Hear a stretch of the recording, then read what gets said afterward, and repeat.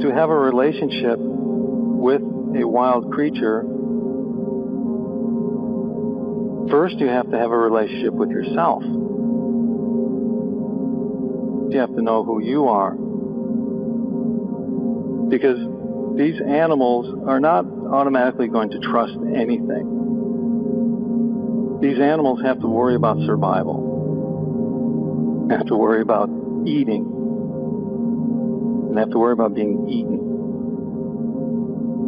and accomplish the task of raising new babies to perpetuate the species.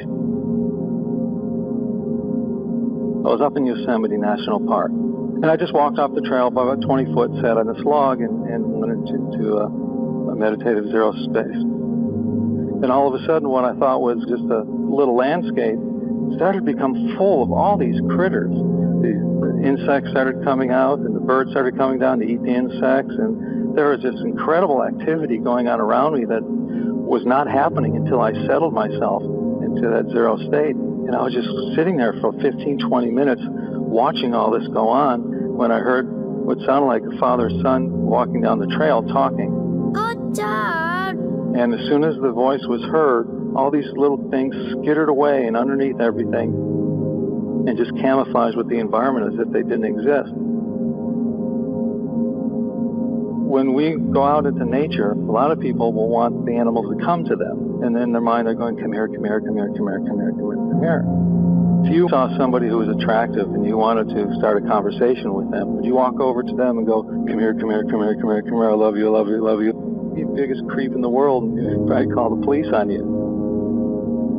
If we're always pushing and always doing our human ways of domineering a landscape with our presence, these other living beings are just going to move away from us. They're not going to want to deal with our arrogance and the energy that we're putting out there.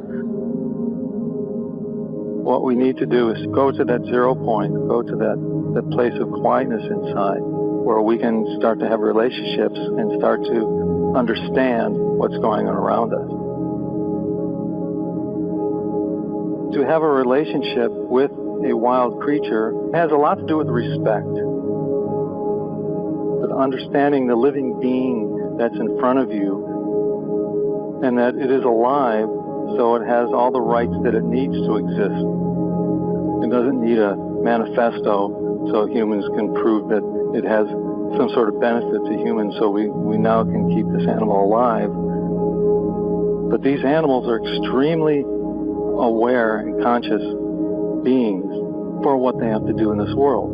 They're not aware like humans are, but we're not aware like they are. They look out of their eyes, they don't see what we see. And some of them see ultraviolet light. Some of them can see very clearly at hundreds of yards, can read a newspaper. Some of them can't see more than a foot away from their head. Some of them see colors. Some of them don't see colors. When they listen with their ears, what they hear is not the same as we hear. When they taste, the taste buds are different. When they smell, some of them can smell hundreds of times better than we can. Some of them can hardly smell at all. They all have their own input of senses and their own sense of being, of who they are and how they react to the world around them. And then we as human beings have the ability to reach out to them, and they have the ability to reach out to us. When the being of that wild animal, the being of that human inside you are yearning to communicate and yearning for a relationship, and it touches, that's the magic.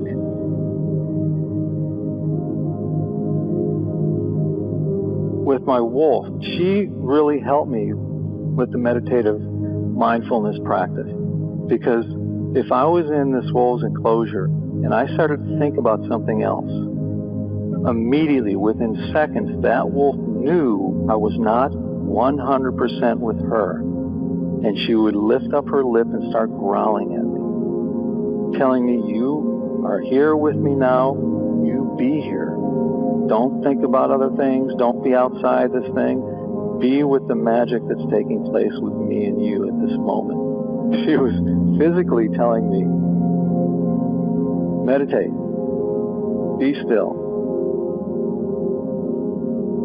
Meditation is not always with your eyes closed, being remote from humans and remote from everything. But a lot of it has to do with what happens when your eyes are open and you're walking around in this world. Who are you? Are you out for yourself? Are you becoming a martyr? Are you judging everything by standards that you're not even sure of? Maybe you can just be who you are. Because we all have the self-narrative about who we are. But like any story, we can change it. We have the power of the pen, which is our consciousness. We have the power of rewriting our own story, which is inner work. And it's just as important as outer work. It really helps clear you up, because when you're cleared up inside, these animals tend to want to look at you, and they're attracted to you. Thanks for your viewed video. Please subscribe my channel. If you have any comment or question, please let me know. Thank you.